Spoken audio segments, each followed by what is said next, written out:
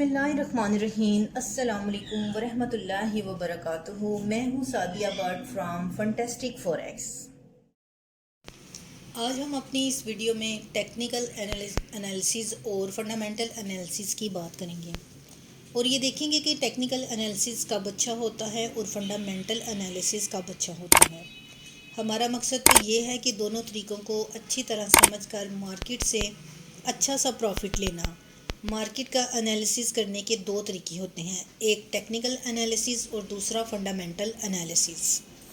पहले आप वीडियो को लाइक करें, चैनल को सब्सक्राइब करें ताकि हर नई आने वाली वीडियो की अपडेट आपको फ़ौरन मिल जाए। आप हमें Facebook, WhatsApp, Twitter, Instagram, Telegram हर जगह फॉलो कर सकते हैं। आप हमारे ब्रोकर के साथ रियल ट्रेडिंग अकाउंट भी बना सकते हैं।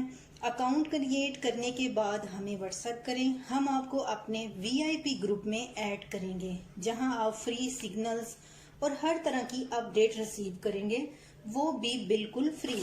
इन सब का लिंक डिस्क्रिप्शन में मौजूद है। सबसे पहले तो आपको ये बात पता होना चाहिए कि टेक्निकल एनालिसिस और फंडामेंटल एनालिसिस ये दोनों एक दूसरे के दुश्मन नहीं हैं, लेकिन इनके लिए ये कहना गलत ना होगा।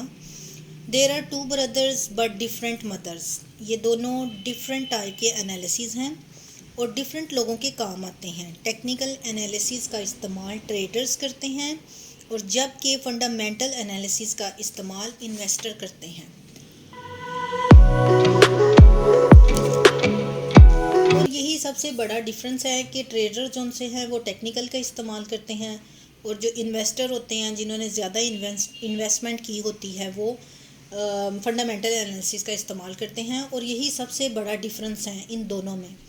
टेक्निकल एनालिसिस इंट्राडे और शॉर्ट टर्म कम वक्त की ट्रेडिंग के लिए फ़ायदेमंद होता है, जबकि फंडामेंटल एनालिसिस का इस्तेमाल इन्वेस्टर करते हैं जो कि लॉन्ग टर्म इन्वेस्टमेंट करते हैं।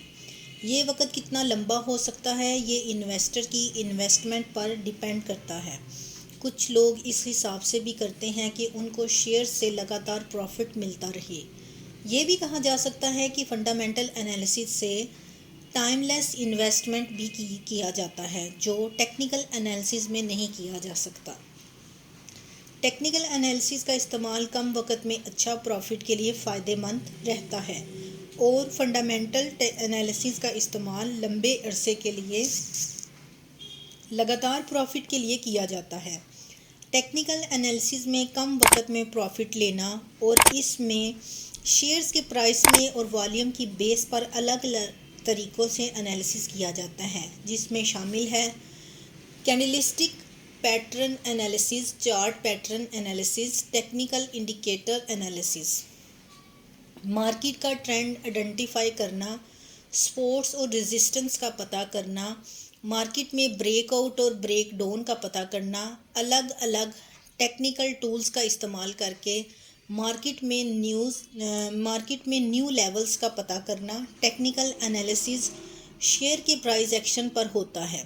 टेक्निकल एनालिसिस में हिस्ट्री विल रिपीट पर भी बेस करता है, मतलब कि पहले ऐसा पैटर्न चार्ट पैटर्न बना था और इसके बाद ये पैटर्न दोबारा चार्ट में बना है, तो अब भी ऐसा हो सकता है। टेक्निकल एनालिसिस में चार्ट को एनालिसिस करने पर फोकस किया जाता है, जिससे आपको ट्रेडिंग और शॉर्ट टर्म में प्रॉफिट लेने में कामयाबी हासिल होती है। टेक्निकल एनालिसिस में आप लंबे अरसे का व्यू नहीं ले सकते, जबकि फंडामेंटल एनालिसिस की बात करते हुए हम ये कह सकते हैं कि फंडामेंटल एनालिसिस में लंबे अरसे का हम व्यू ले सकते हैं।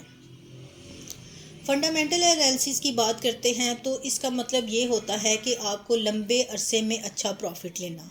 फंडामेंटल एनालिसिस में चार्ट का एनालिसिस किया जाता है, इसके बाद इसके बदले कंपनीज़ का फाइनेंशियल एनालिसिस किया जाता है, जिसमें आने वाले सालों में कंपनी कितनी ग्रोथ कर सकती है इसका अंदाज़ा लगाया जाता है। इसमें शामिल है global economic analysis, local economic sectors, industries और लास्ट में कंपनी के बिजनेस का एनालिसिस किया जाता है, जिसमें दो तरह की अलग अलग एनालिसिस किए जाते हैं, क्वालिटेटिव एनालिसिस और क्वांटिटेटिव एनालिसिस।